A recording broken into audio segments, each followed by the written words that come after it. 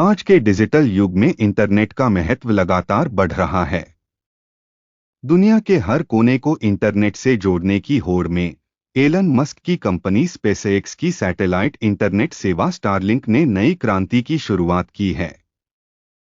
अब स्टारलिंक ने भारत में अपनी सेवाओं को लॉन्च करने की अनुमति मांगी है, जिससे देश के प्रमुख टेलीकॉम कंपनियों जियो और एयरटेल में हड़कंप मच गया है। इस लेख में हम विस्तार से जानेंगे कि स्टारलिंक की सेवाएं क्या हैं, इसका भारत के टेलीकॉम उद्योग पर क्या प्रभाव हो सकता है और जियो और एयरटेल इस चुनौती का कैसे सामना करेंगे।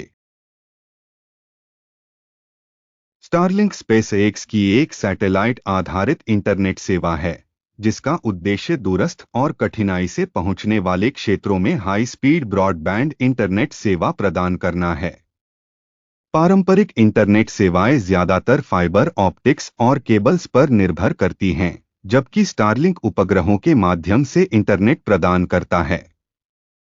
एलन मस्क की स्पेसएक्स ने अब तक 4000 से अधिक सैटेलाइट्स को पृथ्वी की निचली कक्षा में लॉन्च किया है और आने वाले वर्षों में इनकी संख्या और भी बढ़ाई जाएगी। स्टारलिंक का मुख्य उद्देश्य विश्व के हर कोने में, चाहे वह ग्रामीण क्षेत्र हो या पहाड़ी इलाका, इंटरनेट की सुलभता सुनिश्चित करना है। भारत एक विशाल देश है, जिसमें ग्रामीण और दूरस्थ क्षेत्रों की संख्या काफी अधिक है। सरकार की ओर से डिजिटल इंडिया और भारत नेट जैसी योजनाओं के बावजूद देश के कई हिस्से अभी भी इंटरनेट की सुलभता से वंचित हैं। ऐसे में स्टारलिंक के लिए भारत एक बड़ा और आकर्षक बाजार बन सकता है। भारत के दूरदराज के ग्रामीण क्षेत्रों और उन जगहों पर जहां परंपरागत टेलीकॉम इंफ्रास्ट्रक्चर पहुंचना मुश्किल होता है, स्टारलिंक की सेवा एक गेम चेंजर साबित हो सकती है। इसके अलावा शहरी क्षेत्रों में भी जहां इंटरनेट की गति या सेवा में बाधाएं आती हैं, वहां भी स्टारलिंक हाई स्पीड इंटरनेट का एक वैकल्पिक साधन प्रदान कर सकता है। हाल ही में एलन मस्क की कंपनी ने भारतीय सरकार से स्टारलिंक इंटरनेट सेवा को लॉन्च करने की अनुमति मांगी है, जो देश भर में सैटेलाइट के जरिए इंटरनेट सेवा प्रदान करें।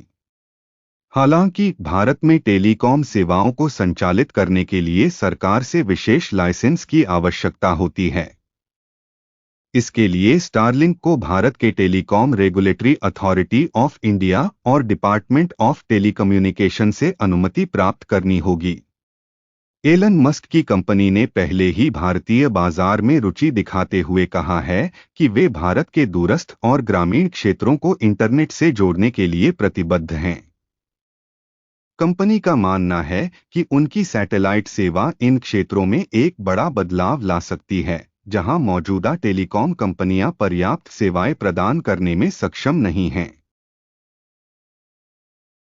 भारत की टेलीकॉम इंडस्ट्री में फिलहाल जियो और एयरटेल दो सबसे बड़े खिलाड़ी हैं। जियो ने 2016 में अपने लॉन्च के बाद से भारतीय टेलीकॉम सेक्टर में क्रांति ला दी है। सस्ते डेटा प्लान और बेहतर नेटवर्क के जरिए जियो ने तेजी से भारतीय बाजार पर कब्जा किया।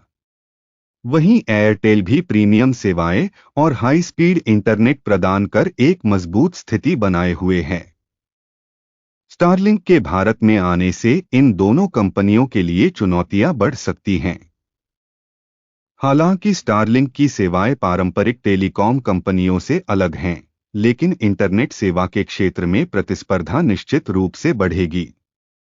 जियो और एयरटेल के पास अभी तक फाइबर ऑप्टिक्स और वायरलेस नेटवर्क का इंफ्रास्ट्रक्चर है, लेकिन सैटेलाइट इंटरनेट की पहुंच और क्षमता को देखते हुए उन्हें अपनी रणनीतियों में बदलाव करना पड़ सकता है।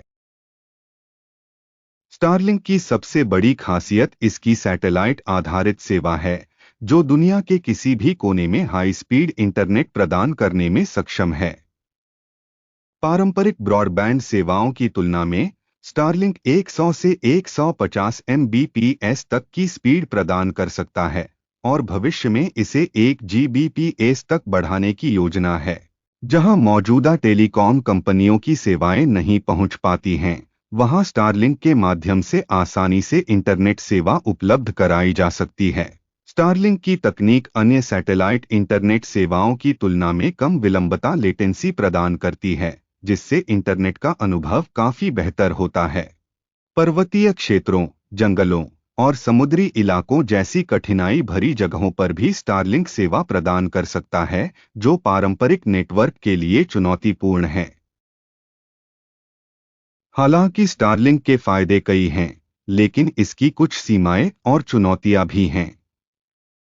स्टारलिंक की सेवा की शुरुआती कीमत पारंपरिक ब्रॉडबैंड सेवाओं की तुलना में अधिक हो सकती है।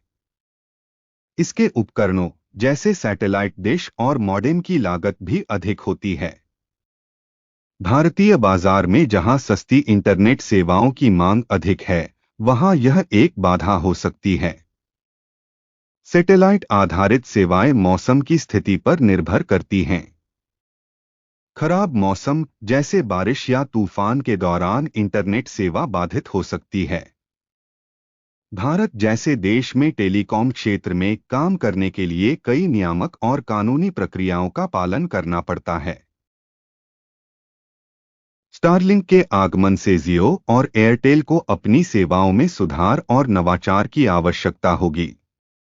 कुछ संभावित रणनीतियां जो ये कंपनियां अपना सकती हैं, जैसे सस्ती डेटा योजनाएं। जियो और एयरटेल अपने सस्ते डेटा प्लान्स के जरिए भारतीय बाजार पर मजबूत पकड़ बनाए हुए हैं। अगर स्टारलिंक की सेवा महंगी होती है, तो ये कंपनियां अपने किफायती प्लान्स के जरिए प्रतिस्पर्धा कर सकती हैं। जियो और एयरटेल दोनों ने 5G सेवाओं की शुरुआत कर दी है और इसका विस्तार किया जा रहा है।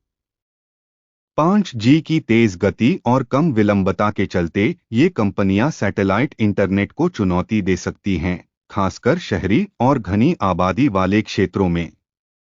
ग्रामीण क्षेत्रों में फाइबर नेटवर्क का विस्तार। ग्रामीण भारत में जहां अभी भी इंटरनेट की सुलभता कम है, वहां जियो और एयरटेल अपने फाइबर नेटवर्क का विस्तार करके स्टारलिंक को चुनौती दे सकती हैं। भारत दुनिया का दूसरा सबसे बड़ा इंटरनेट उपभोक्ता बाजार है।